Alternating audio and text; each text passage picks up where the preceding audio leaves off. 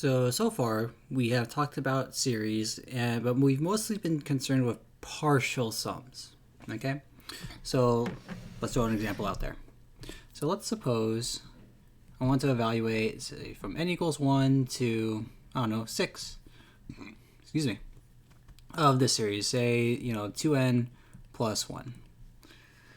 Okay, so, what this actually means is really just the sum of the first odd numbers. Well, actually, not the first odd numbers, starting off at 3, plus 5, 7, 9, 11, 13.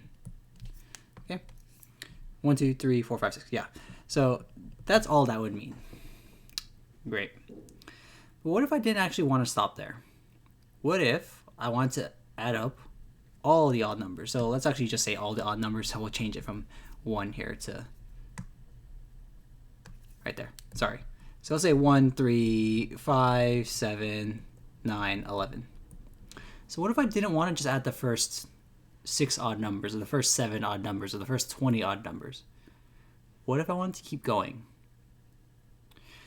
I'll let you think about that, but really what we're asking is, what if I added 1 plus 3 plus 5 plus 7 plus 9, 11, eventually you'll get to, 199, but we're not going to stop there because, well, if we stopped here, we could add that up. That's easy peasy. We just need to use we even have a formula for adding up this arithmetic series, or at least a partial sum.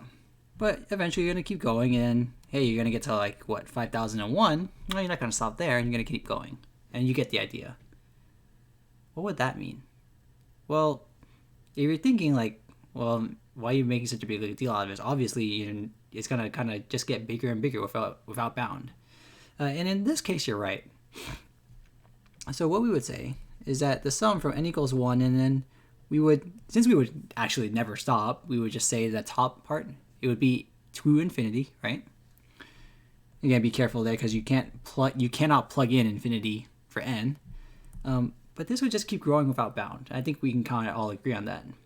You're starting off at 1, and you're adding 3, and then adding 5, and so on, and it's just getting bigger and bigger and bigger. And it turns out that this thing, we could just say that it grows without bound, I'll say. Grows without bound. Without bound or without a ceiling.